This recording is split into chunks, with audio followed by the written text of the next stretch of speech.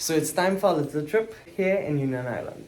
After I arrived here on Union Island without a place to stay or any idea of what I will be doing, I met with someone who recommended this driver who will be taking me around the island of Union Island to see some of its beauty and what it has to offer. One of the main highlights is Ashton Lagoon. It's a hidden natural gem on the southern coast of Union Island in St. Vincent and the Grenadines. It is the largest mangrove lagoon in the Grenadines, home to rich marine life, bird species, and vital coastal ecosystems. We're going this way, yeah, and then we're going back the other way. But how the water here is so beautiful compared to like St. Vincent? St. Vincent, because remember we don't have rivers and Oh, you don't have rivers? yeah, remember most anyway, just the water is touchy because and it's suffering. Right. My driver slash tour guide was explaining to me that Union Island had so many nice beaches because it was away from the main volcano in St. Vincent, La Soufriere, and that kept the black sand away from the waters.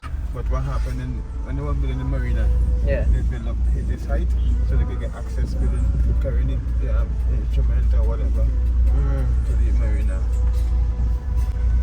But the marina was crashed because the money was run out somewhere.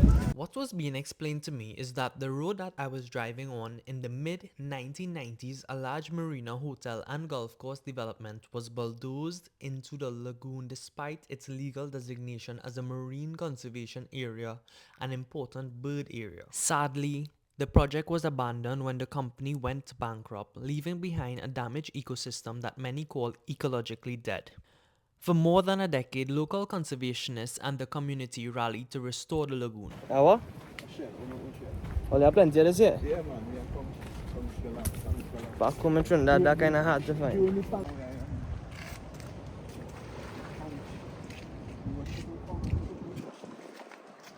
Honey huts at the Ashton Lagoon are small, eco-friendly structures set within the restored mangrove landscape that support local beekeeping and sustainable livelihoods. The huts house beehives that produce mangrove and wildflower honey, a product deeply tied to the lagoon's biodiversity.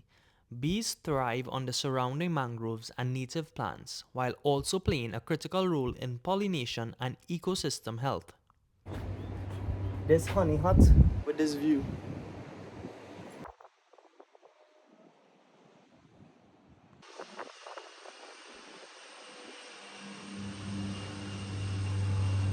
I'm not sure if you could actually go into the honey hut, but the door here is open and this other door is locked. As I was fascinated with this honey hut, it was time to leave. But upon leaving, I realized something. Where my driver gone, right? Hey, where is my driver? Ooh, I've decided I'm not old. I'm 22 plus VAT. That's the first time I hear that one. Wow. Whoa.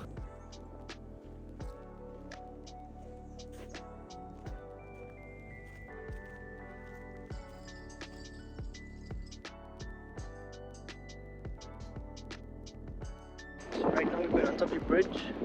And the water here alone is just breathtaking. So while I try to get my hair in order and also have some sort of fashionable montage, let me tell you about the bridge at Ashton Lagoon. I was told it's called the Swinging Bridge, and it's a key feature of the site's restoration and visitor experience. It spans the lagoon's tidal channel, reconnecting natural water flow that is essential for healthy mangroves, marine life, and water quality. Where a solid causeway once blocked circulation and damaged the ecosystem, the bridge now allows the lagoon to breathe, restoring tides, reducing stagnation, and supporting fish nurseries and bird habitats. Honestly, this is what we're here for. To experience this kind of water, this sort of life, this sort of freedom. It's just like so exhilarating, it's so refreshing. If you can't tell from the lack of my vocabulary how beautiful this place is, it's because I'm lost for words to explain what I'm seeing. Honestly, this is the first time I've ever experienced such crystal clear water, and being able to absorb it firsthand. My only regret is not walking with clothes to be able to bathe, because yes, this water right here is bathable. And trust me, I don't need clothes to be able to go. I would have gone in my underwear, but my driver was waiting on me to tour the rest of the island. But I would tell you this: Ashton Lagoon is more than a beautiful place. It's a living example of what happens when community chooses to protect its natural heritage. From the mangroves and wildlife to the honey huts and the iconic swinging bridge, every part of this site tells a story of restoration, resilience, and respect for the environment.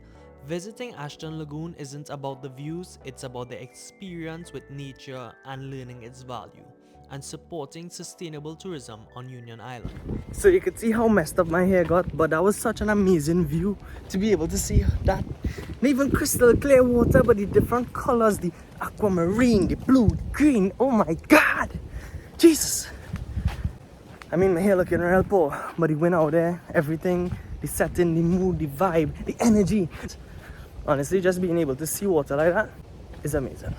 So, if ever you're here in Union Island, come and take a bath in the Blue Lagoon. After catching up with my driver, he met a friend and he told me that he wanted to drop his friend if I would mind giving him a drop. I was totally cool with it, and that's where the rest of the trip would end from this lagoon. But we still have the rest of the island to tour, so make sure to like and subscribe, and look forward to the next video of touring Union Island. What? Huh? Are we getting right on the cross with you? Yeah man, $10. I mind. If ever you travel to Union Island here in the Grenadines, there's one place that you must go, one person that you must meet. It's this salty girl right That's me, here. the real salty girl right here on Union. Come say hi. Zoe was the person responsible putting me onto my driver, Seymour, who absolutely blew me away with the way that he showed me the island. Now, you have to visit the Salty Girl when you go to Union Island, that's a must, but also be in contact with Seymour to give you a trip of your lifetime that will be worth it.